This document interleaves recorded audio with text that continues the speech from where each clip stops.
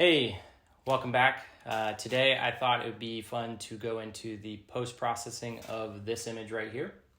As you can see, that's a very high dynamic range scene, and I used a technique called bracketing. Some people refer to it as exposure blending, to get all of the light levels that I normally wouldn't be able to get in one single exposure. So I set my camera up to shoot 3 consecutive images, one neutral image, your regular exposure, one underexposed image, 2 stops under my neutral, and then one overexposed image, 2 stops over my neutral image. After I took these 3, I went ahead and I tweaked them in Lightroom and then combined them into Photoshop. I find that using just the HDR in either Lightroom or Photoshop doesn't give me the control that I want. And I'll show you kind of briefly how to use some luminosity masks. So let's go ahead and get into it. Okay, so here in Lightroom, you can see I've got my 3 exposures here. I've got my neutral, my under, and then my over. One thing to note about these, you do want to set your white balance when doing bracketing. In camera, don't use the auto white balance because that can kind of skew with the colors a little bit or with the metering. So to get the best results, you want to set your white balance either on daylight, sunny day, cool light, something like that. And obviously since I was shooting sunset prior to this, I forgot to change my white balance. And that moon was rising so fast that I didn't want to miss the scene. So I completely forgot to change my white balance back. But that's fine because we are shooting in RAW and we can fix that here in Lightroom. So first, you can grab your eyedropper here and pick a spot that you know should be neutral gray. For example, I know this building is pretty close to a neutral gray on this here. And then you can tweak it by using the temp and tint. I typically will hover over the number and then use my arrow keys, toggle up and down. And I think it did a pretty good job, maybe a few notches up. Another tip, when doing a global adjustment like your white balance, you'll want to select all of your images and make sure this auto sync is on before you change that. That way, all 3 of your images are going to update at the same time. Another thing that I like to do is change my profile to Adobe Landscape. I find that Adobe Landscape just kind of makes the colors pop a little more and gives me a more true scene than the Adobe Color. But you can go ahead and play with all of these different profile settings and pick the one that you like best. From there, I know that I also want to change the lens correction. I want to tick on the remove chromatic aberration. And then I might take a look at the enable profile corrections just to see what happens. You can go toggle this on and off to see what the difference is. Me personally in this one, I think I'll turn it on. And that'll just kind of straighten out the building a little bit. You can see that with the lens that I'm using, Sigma 150 to 600 for this shot. So you can see there's a little bowing in the middle there. And that just kind of corrects that. So tick that on. And then I might go to details. I did notice that this does have a little bit of color noise in it. So when I do import these images, I have a setting called zero out, and that removes all these default sharpening and color reduction and things of that nature. So that when I am editing these photos, I can choose what I want to be applied and see the true raw image before anything is added. So I actually, if you double click on these, it'll reset it to that default. I will leave the sharpening alone, and I might add in a little noise reduction too, because I know these can get a little noisy. Okay, from there, I'm going to go and deselect all three. I'm just going to go to one image, my neutral image, and start tweaking the tones to get to the level that I want this image to be at. And when you're doing this, you'll want to try and get all three images fairly close together so that when you go and blend them in Photoshop, it's not going to look too weird when you start using those luminosity masks. So for this image, I'm going to start out. I'm going to bring up that exposure, maybe 1.25. I really like what that's doing to the building here. Obviously, my moon is completely blown out, but that's fine because we've got the underexposed image to bring that back in. Add some contrast as well. Maybe somewhere around there. I'm going to look at my highlights. I typically like to decrease my highlights and bring up the shadows to kind of flatten the image a little bit, but I will bring back some of that contrast with the whites and the blacks. That's looking pretty good, I think. Let me raise my shadows a bit more, try and get that image off of the dark side. You know what? I think I'm going to also... Yeah, I think that looks good. So you can kind of see what I've done with the before, hitting the backslash, before, after. So that's kind of what I'm going for. And I'm going to also bring up the vibrance. So I typically will use vibrance instead of saturation. Vibrance tends to keep your reds and oranges kind of more in check than saturation. And then I personally will like to decrease my saturation.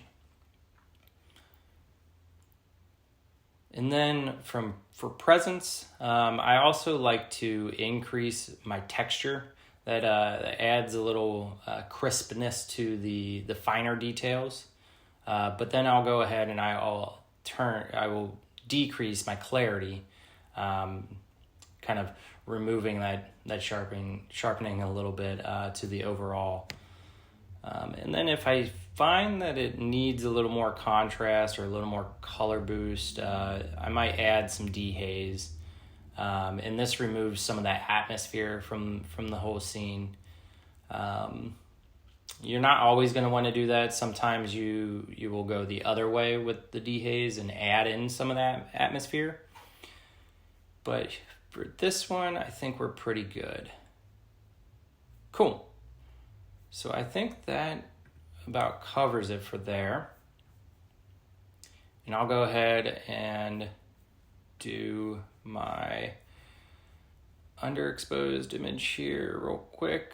Sometimes you might want to hit the auto, see what that does. Auto in this case makes the moon look pretty decent, but it's still pretty dark. So I might want to bring that exposure up a bit more. Maybe, I think I will leave the highlights there, maybe bring up the shadows a bit. I'm not super worried about the shadows and this being super grainy in these, shadows here, because we're gonna have the overexposed image to bring back in our shadows. This is mainly for the highlights that we've got. And honestly, this is going to just be mainly that moon when we get down to it. All right, and then our overexposed. Let's see what the auto does. It did do a whole heck of a lot. I might bring it down a bit. Just let's see where this one's at. Yeah, that looks pretty good. Yeah. I honestly might not use a whole lot of my underexposed image, just because of how dark it is.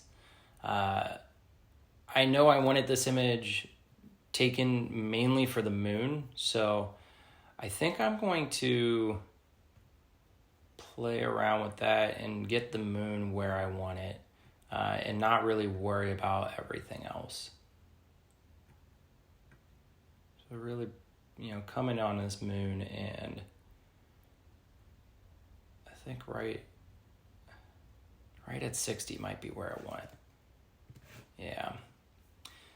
So I think that looks pretty good. All right, so now that I have all three of these taken care of, and actually, you know what? I want to use the same presence, so texture, clarity, and dehaze that I did here. So I'll hit Command or Control C. I'm gonna check none, and then we'll come back in here and we'll check texture, clarity, dehaze. I'll do the vibrance and the saturation as well, just to make sure that all is the same across these two. So then I can select the other two images and Command Control V, and that's going to paste the settings in. You'll see that these updated. If I switch between the two, you'll see they're exactly the same. Now that I've got all three of those looking kind of the way I want, right, I can bring them into Photoshop and we can start to actually merge these together. I do that by right-clicking, edit in. I'm going to open them as layers. All right, now at this point, if you are getting any value out of this video, I would really appreciate a like, subscribe. Let me know in the comments if there's anything that I've said so far that you didn't know. I really would appreciate you helping this out in any way, shape, or form. So now that we're in Photoshop, right, we can go ahead and rearrange these images how we want. So this first image here, this is going to be our normal exposure. And I like to put that at the bottom because I know that's going to be my base for anything that we do. And then we can go ahead and rename this one. This is our overexposed, and this one is our underexposed. So you can kind of see when I toggle these on and off what that's going to do. They're pretty similar. That overexposed or the underexposed isn't really that close, but that's all right. Like I said, we're going to mainly use that for the moon. Okay, so I told you we're going to use the luminosity masks in order to do this. The way that I like to do it, right? You could just come in here and hit a mask and start painting on with your brush, where you want this to show up. If you wanted it to show up in these shadows or in the water, you can kind of see, where I'm painting this black. It's going to conceal this image, and wherever there's white, it's going to reveal. So you can see here in this water, if I hit my backslash button, you can see where I painted. And in the water, you can really see, That's not where we want. Let me select my mask here. You can really see when I paint what it's doing. It's gonna show that image underneath. You could do that and get decent results. If you want some awesome control, you're gonna come over here to your channels, and you could do this based off your color separation as well. If your colors have really good separation, but the way I do it is by using the RGB, and if you control or command click on the image, it's going to select anything that is 50% gray and above. It's going to select it, and then it's not going to select anything 50% and below. So once you have this selected, you can hit this mask button down here. It's the sheet of paper with a hole in it, and it's going to create an alpha 1 channel for you. And you'll see that alpha 1 channel, if I deselect, you'll see that alpha 1 is just a black and white pretty much of your light levels of your image. And actually, I just noticed, so I had my overexposed image viewable. I don't want to have it viewable. I want to make sure that's hidden before I do this. So let's stop it. So let's go ahead, delete this alpha 1, command control click, and create that new alpha 1. So this is my base layer. I've got my first alpha channel, and you can see this did a pretty good job. White is going to, if you use this as your mask right now, you'll see these super white areas are going to show up. If you wanted to maybe refine this a little bit, and I definitely would recommend you playing around with this and spending some time here. This is where you're going to get all the bang for your buck. You could, I believe on a PC it's Control L, on a Mac Command L, and when you have that alpha channel brought up, you can bring your levels up and really refine that a little more and darken the areas that you want. If you really don't want to touch maybe the sky, you can see how much that sky is getting darker. It's going to conceal that sky because it's getting darker. If black conceals, white reveals. And then, if you wanted to refine that.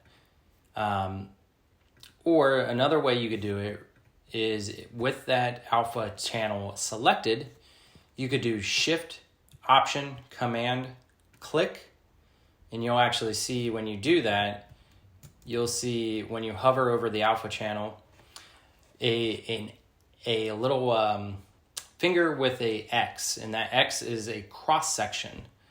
So instead of just selecting the 50% or above, it's going to take a cross section of that 50%, and it's going to select the 50% of that 50%, which is 75%, right? So 75% and above, anything that's brighter than 75% and above is going to get selected. Anything below that is not. And by doing that, if you make an alpha 2 channel, you'll notice it gets a lot darker. And these are just the brightest bright spots in your image. And you can do that as many times as you want, right? You could do it here. You could select it, Shift, Option, Command, cross section, create an alpha 3, and now your alpha 3 is super, super dark. And these are the even brighter spots, right? So each time you do that, it's going to get darker and darker. And that's going to be your brighter images, or brighter spots in your image. For me personally, I think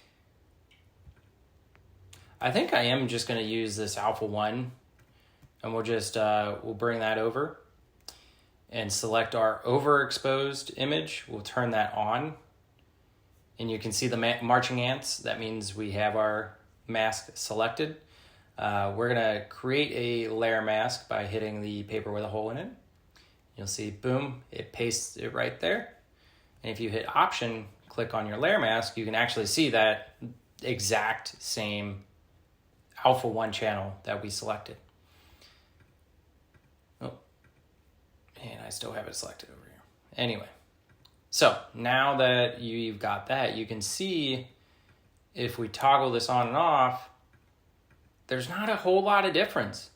And that's because, remember, we made the images that overexpose and that neutral exposure very similar. And that's kind of what we wanted, right? We didn't want to see a whole lot of change there. But you might be able to tell a little bit if we toggle this on and off and zoom in, how much cleaner that overexposed image, right? This is our neutral. You can see all this grain here, how much cleaner that gets. So that is what we want. All right, and so now we want to bring in that moon. And you can kind of do this the same way, right? You could do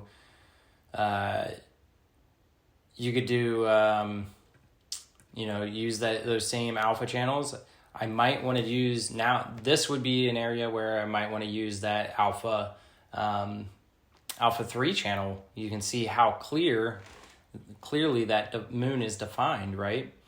So I might go here, click alpha 3 and apply that here. And you can see that moon just comes right back in. But you also notice that the building comes in with it. That's not what we want. We just want that moon. So you could either get your brush and paint right on this layer mask and only make that moon selected, or you can group it with itself. Command G, Control Command G with that layer. You can add a layer mask on. If you hold Option when you select a layer mask, it'll fill it with black. And then you can take your brush, your white brush, and just paint back in that moon.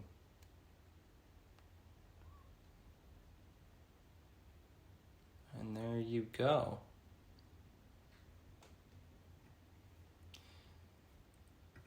Boom. Now you can kind of see where we started, where we ended, and we've got a one image that's cleaner than just a single shot. We've got more dynamic range, bringing in that moon with the building.